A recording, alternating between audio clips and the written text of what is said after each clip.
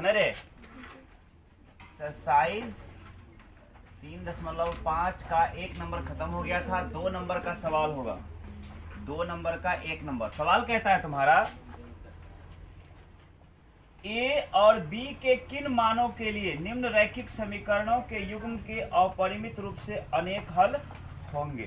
ठीक, ए और बी का मान निकालना है। सवाल है तुम्हारा दिया हुआ 2x + 3y = 7 और a - b का whole x plus a + b का होल y बराबर है 3a + b - 2।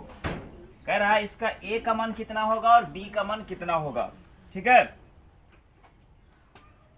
और इसके अपरिमित रूप से अनेक हल हैं। देखो लिखेंगे चूंकि दिए गए रैखिक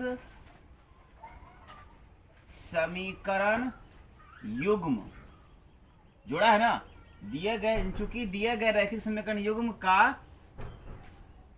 अनेक हल है। अनेक हल है।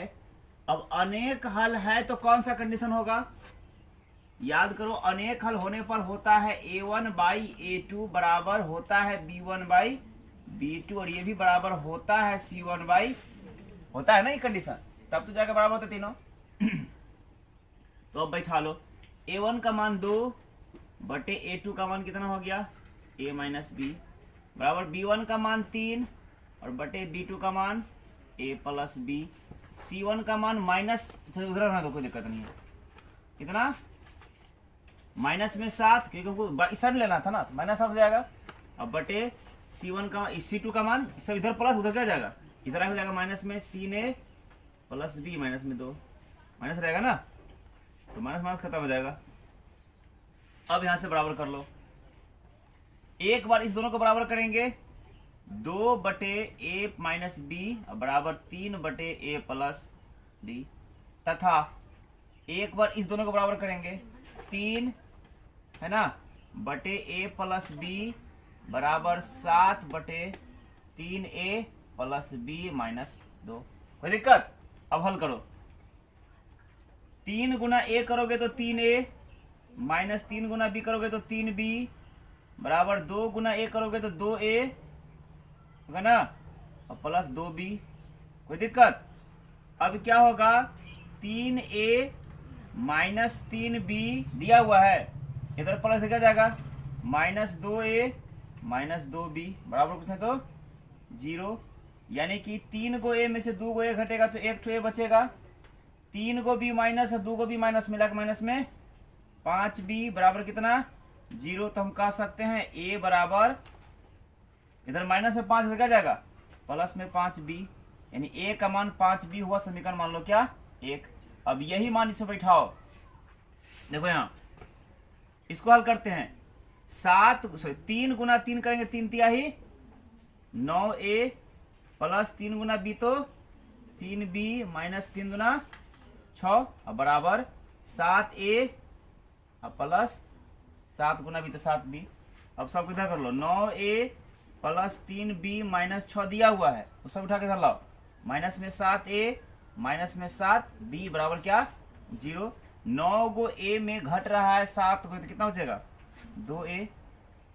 3 को b प्लस में और 7 को माइनस में, तब माइनस में कितना बचा 4b, तब माइनस में क्या 6 बराबर 0। अब यहाँ बैठाओ a का मान कितना है हमको बैठाना 5b, यानी समीकरण 1 में a का मान रखने पर तो a का मान कितना आया है।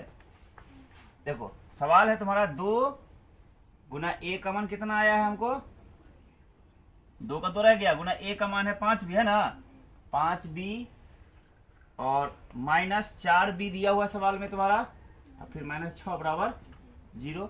देखो 5 दूना 10b माइनस 4b बराबर इधर माइनस हो क्या जाएगा प्लस में 6, यानी 10 में से 4 घटेगा तो 6b बराबर 6, तो कटा के क्या 6 से 6 खत्म, b का मान 1। और b का मान समीकरण 1 में रखने पर b का मान समीकरण 1 में रखने पर समीकरण 1 है, a बराबर 5 भी है ना, तो a 5 गुना b का मान 1, 5 कहीं 5, अतः a का मान आपका निकल गया कितना 5 और b का मान 1। यही आपका क्या हुआ आंसर हुआ। कोई दिक्कत किसी को समझने में? बनाइए।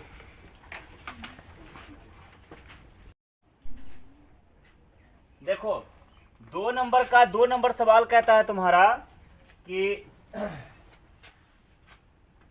के किस मान के लिए निम्न रैखिक समीकरणों के युग्म का कोई हल नहीं है। मतलब के का मान तुमको निकालना है और रैखिक समीकरण दिया हुआ है 3x प्लस वाई बराबर 1 और 2k माइनस 1 का whole x plus k minus 1 whole y बराबर 2k प्लस 1। ये समीकरण युग्म दिया हुआ है, 2 चर वाला रैखिक समीकरण युग्म दिया हुआ है और इसमें कह रहा है कि k का मान निकालिए जबकि इसका कोई हल नहीं है। सिंपल बात है, चूंकि दिए गए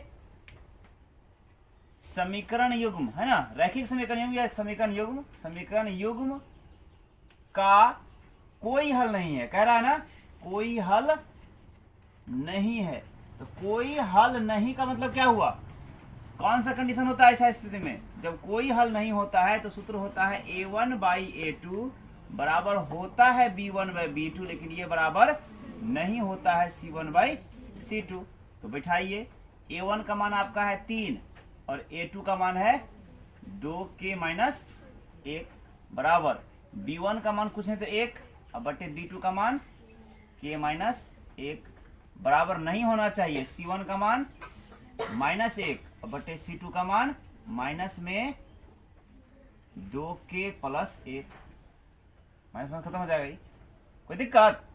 अब भाई हल कर लो इसको ऐसे ही, 3 गुना k करोगे तो 3k माइनस 3 है कहीं 3 बराबर 1 गुना 2k तो 2k और माइनस 1 के कहीं 1 हो गया ये। तथा इसको भी हल कर सकते हो इसे, 2k गुना 1 करेंगे तो 2k प्लस में 1 अब बराबर नहीं होना चाहिए 1 गुना k तो k अब माइनस में 1 कहीं 1। बस समझ आया? अर्थात 3k इधर प्लस में इधर क्या हो जाएगा माइनस में 2 को k बराबर, इधर पहले माइनस दिया हुआ है 1 है दिया हुआ, इधर माइनस में 3 हो जाएगा क्या हो जाएगा प्लस में 3। तथा अब इसको हल कर लो, इधर तुमको 2 को k दिया हुआ है ना, इधर प्लस में 1 इधर क्या जाएगा माइनस में k बराबर नहीं होना चाहिए, इधर माइनस में 1 दिया हुआ पहले से ही है ना, इधर प्लस है क्या जाएगा माइनस में 1। बस समझ आ रहा है ना? अब देखिए 3 को k में से 2 को k हटेगा तो 1 k बचेगा बराबर 3 रुपया आमदनी 1 रुपया खर्च 2 रुपया आमदनी हो गया। तथा 2 को k में 1 k घटेगा तो 1 k बचेगा बराबर नहीं होना चाहिए माइनस 1 माइनस में 2। कहने का मतलब k का मान 2 हो जाए तो यह इसका कोई हल नहीं होगा, और साथ ही साथ k का मान -2 सिर्फ नहीं होना चाहिए। अब देखो तुम्हारा आंसर क्या दिया हुआ है दोनों में से।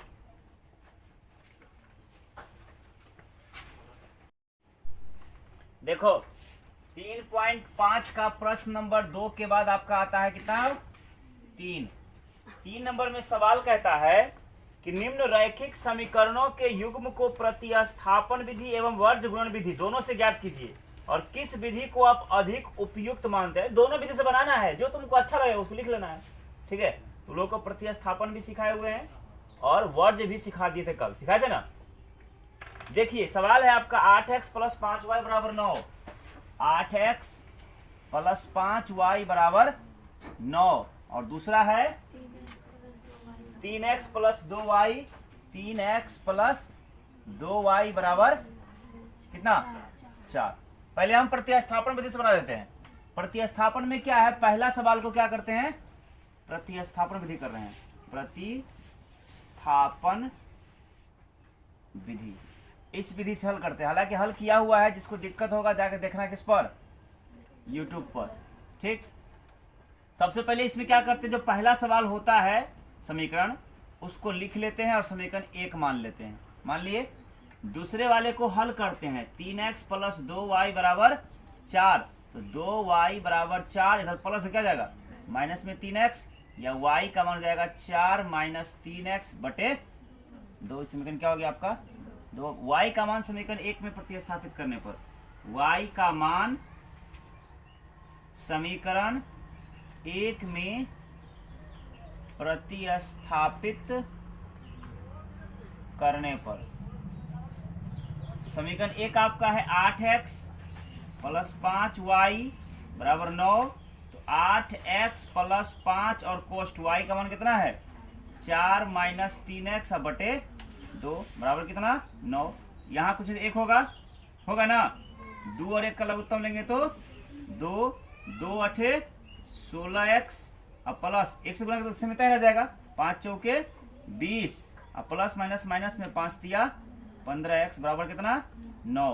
यानी कितना हो जाएगा ये 16x में से घटेगा 15x, 1x बचेगा प्लस में 20 अब बटे 2 बराबर 9। नीचे उसमें क्या होगा 1। अब देखो तिरछा गुना यानी क्रॉस मल्टीप्लिकेशन करेंगे, इतना गुना 1 से में रह जाएगा x और प्लस में 20 बराबर 9 दूना 18। यानी कि x बराबर 18 आपका दिया हुआ है, इधर प्लस क्या जाएगा माइनस 20, x का मान माइनस में 2 हो गया। अब x का मान समीकरण 1 में रखने पर ठीक है, रुक जा मिल लेते थे। देखो x का मान निकल गया -2 निकला ना। अब x का मान समीकरण कहां पे 2 में रखने पर नहीं प्रतिस्थापित करने पर। अब क्या समीकरण 2 देखो यहाँ पे y बराबर 4 माइनस 3x बटे 2। तो 4 माइनस 3 गुना x का मान निकला कितना -2 बटे 2 हो जाएगा 4 माइनस माइनस प्लस 3 दूना 6 बटे 2, 6 4 10 बटे 2 कटी कितना हो जाएगा 5। अतः आपका x का मान निकल गया -2, y का मान निकल गया 5। एक तो आंसर हो गया, किस विधि से हुआ ये प्रतिस्थापन विधि से है ना, प्रतिस्थापित करने पर। अब हमको दूसरा विधि कौन सा निकालना है, एक विधि निकालना है वज्र गुणन विधि है ना। वज्र गुणन विधि में इस विधि में पहले सवाल लिख लो। सवाल है तुम्हारा 8x प्लस 5y इधर बराबर इधर क्या हो जाएगा -9 बराबर 0 और ये हो जाएगा 3x प्लस 2y माइनस में 4 बराबर 0 हो गया ना। तो हल करने में x का सूत्र क्या होता है, कल तुम लोगों को हम बताए थे वज्र गुणनखंड विधि में x का जो मान होता है वो होता है तुम्हारा कितना, x का सूत्र होता है तुम्हारा b1 c2 minus b2 c1 by a1 b2 minus a2 b1 होता है ना। तो अब हल कर लो, b1 नहीं लिखे ना, ठीक। अब इसको हल कर लीजिए तो क्या हो जाएगा ये देखो, ये हुआ a1 b1 c1 a2 b2 c2। तो b1 c2 देखो b1 c2 5 गुना -4 5 गुना -4 और माइनस फॉर्मूला का, फिर b2 c1 देखो b2 c1 2 गुना -9 कोई दिक्कत बटे a1 b2 8 गुना 2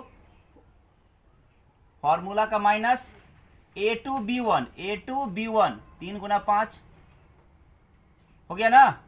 अभी कितना हो जाएगा माइनस में 4 पंचे 20 माइनस में 4 पंचे 20 माइनस में माइनस प्लस 9 दूना 18 8 दूना 16 और माइनस 5 दिया 15 यानी -20 18 प्लस में माइनस 20 कट जाए तो माइनस में 2 हो जाएगा। अब बटे 1 तो सिर्फ हो जाएगा माइनस में 2, एक आंसर यहाँ हो गया। इसी प्रकार से y का सूत्र क्या होता है, इसमें आ रहा है ना, आ रहा है। y का क्या होता है,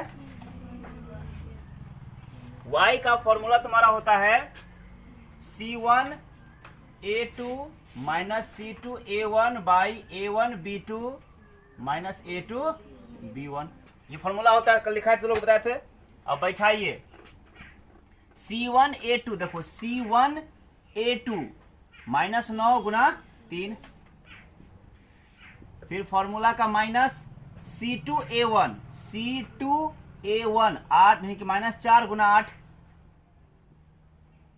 और बटे A1 B2, देखो A1 B2 8 गुना 2 और माइनस फॉर्मूला का A2 B1 यहाँ 3 गुना 5 कितना हो जाएगा 9 तिया माइनस 27 माइनस माइनस प्लस में 8 चौके 32 बटे 8 गुना 16 माइनस 5 तिया 15 यानी कितना 27 32 रुपया आमदनी और 27 रुपया कर्जा तो आमदनी हो जाएगा 5 रुपया और बटे 1 सिर्फ हो गया 5। ये आपका हो गया उत्तर। अब आपको जो भी विधि अच्छा लगा, अगर ये अच्छा लगा तो लिखना हमें वर्ज विधि अच्छा लगा, ये अच्छा लगा लिखना हमें प्रतिस्थापन विधि अच्छा लगा। समझ में बढ़ाओ।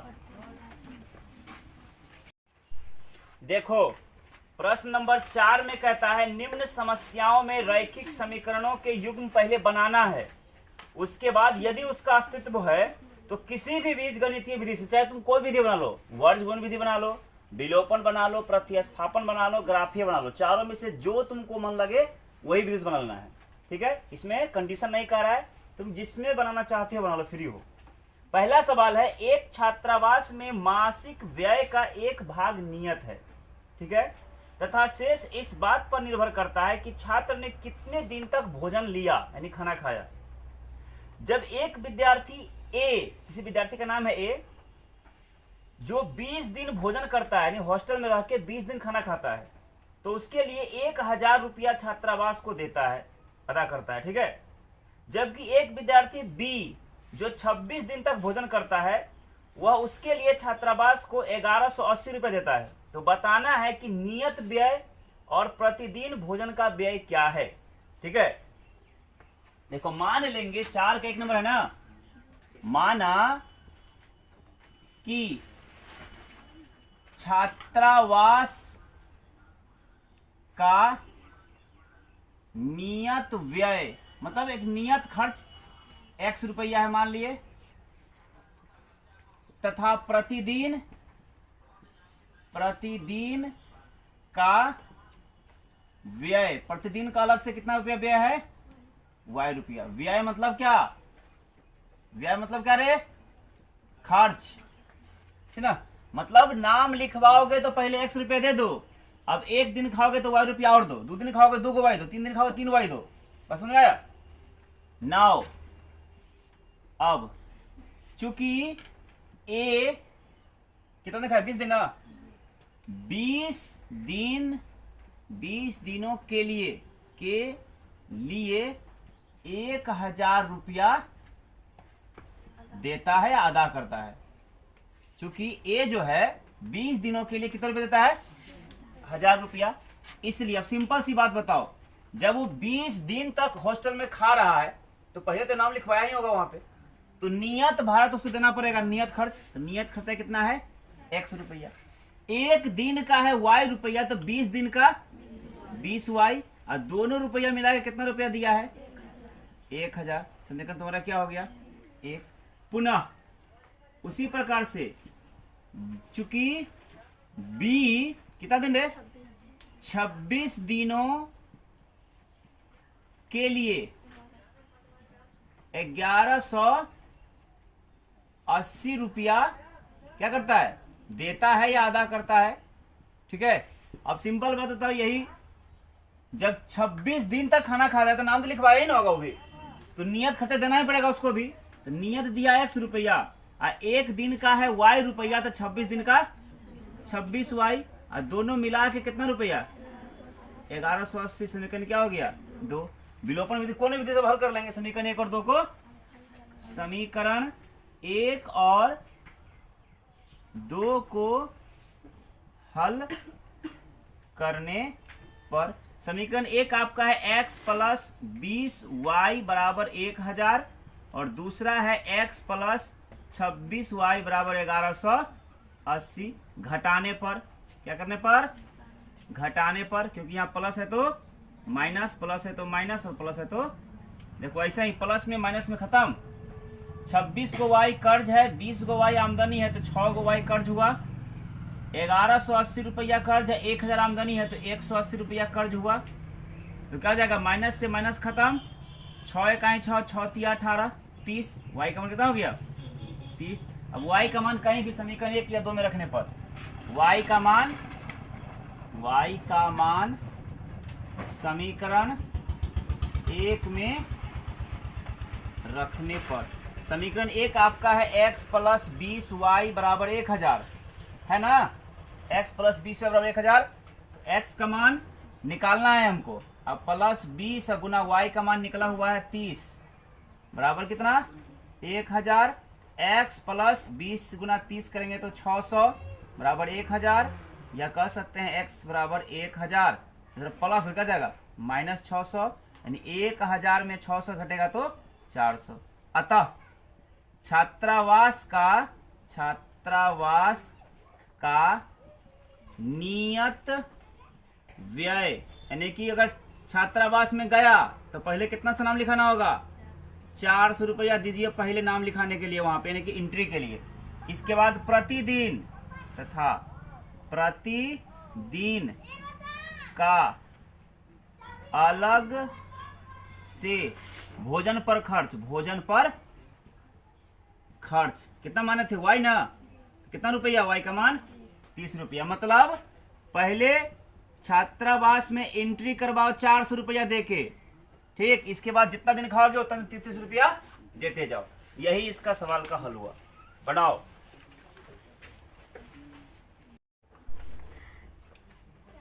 चार का 2 नंबर में प्रश्न कहता है तुम्हारा कि एक भिन्न 1/3 हो जाती है जब उसके अंश से 1 घटाया जाता है, और वह 1/4 हो जाती है जब हर में 8 जोड़ दिया जाता है। तो यह भिन्न ज्ञात कीजिए। तो भिन्न वाला सवाल तो लोगों को सिखाए थे ना कि भिन्न वाला सवाल जब भी आए तो मान लेना, माना कि भिन्न का अंश को मान लेना x तथा हर को मान लेना y। अब चूंकि भिन्न बराबर क्या होता है सूत्र, भिन्न बराबर होता है अंश और बटे हर, ऊपर में अंश नीचे हर होता है, तो अंश का मान x बटे हर का मान y। नाउ अब कंडीशन कह रहा है कि जो भिन्न है x बटे y, जो भिन्न है वह 1/3 हो जाता है। कब? जब भिन्न 1/3, जब उसके अंश में 1 घटे। अंश मतलब ऊपर वाले में 1 घटाते हैं तब। अब यहां हल कर लो। 3 गुना x करेंगे तो 3x, माइनस 3 का ही 3 बराबर y का ही y, क्रॉस मल्टीप्लाई हो गया। अभी क्या हो जाएगा 3x है, इधर प्लस में y है, इधर क्या हो जाएगा माइनस y बराबर, इधर माइनस में थे तो क्या हो जाएगा प्लस में 3। समीकरण क्या हो गया 1। पुनः फिर कह रहा है कि ये जो भिन्न x बटे y है, ये भिन्न यह 1/8 हो जाता है, ये ना रे नहीं 1/4 हो जाता है। कितना हो जाता है 1/4 हो जाता है। कब? जब उसके हर में 8 जोड़ दिया, मतलब हर मतलब नीचे वाला ना, तो नीचे में 8 जोड़ दिया जाता है। अब हल कर लो। 4 गुना x करेंगे तो 4x बराबर y गुना 1 तो y, या प्लस 8 का ही 8 हो गया, यानी 4x इधर प्लस क्या जाएगा माइनस में y बराबर कितना बचा 8। समीकरण क्या हो गया 2। अब समीकरण 1 और 2 को हल करने पर, समीकरण 1 और 2 को हल करने पर समीकरण 1 आपका क्या है, समीकरण 1 है आपका 3x माइनस y बराबर 3, और दूसरा है 4x माइनस y बराबर 8। देखो ऐसा ही दिख रहा है बराबर चिन्ह, घटाने पर ये प्लस में है तो माइनस, ये माइनस है तो प्लस, और ये प्लस है तो माइनस, ये कैंसिल हो गया। 3x आमदनी 4x कर्ज, तो 1x कर्ज होगा। 8 कर्ज हुआ, 3 आमदनी तो 5 कर्ज हो गया। माइनस और माइनस खत्म, x का मान 5। अब x का मान कहीं भी समीकरण 1 2 कहीं भी समीकरण 1 में रखने पर, तो समीकरण 1 आपका कितना है 3x माइनस y बराबर 3, तो 3 गुना x का मान 5 और माइनस y बराबर 3, तो 5 दिया 15 माइनस y बराबर 3 होगा ना। तो माइनस में y बराबर 3 दिया हुआ है, इधर प्लस 15 क्या जाएगा माइनस 15, यानी माइनस में y बराबर माइनस में 12 बचा, तो माइनस माइनस कैंसिल, y का मान 12। अतः भिन्न बराबर क्या सूत्र है x बटे y ना, x का मान निकला आपका 5 और y का मान निकला 12, यही 5/12 आपका हुआ भिन्न हुआ। कोई दिक्कत किसी को? पढ़ाओ।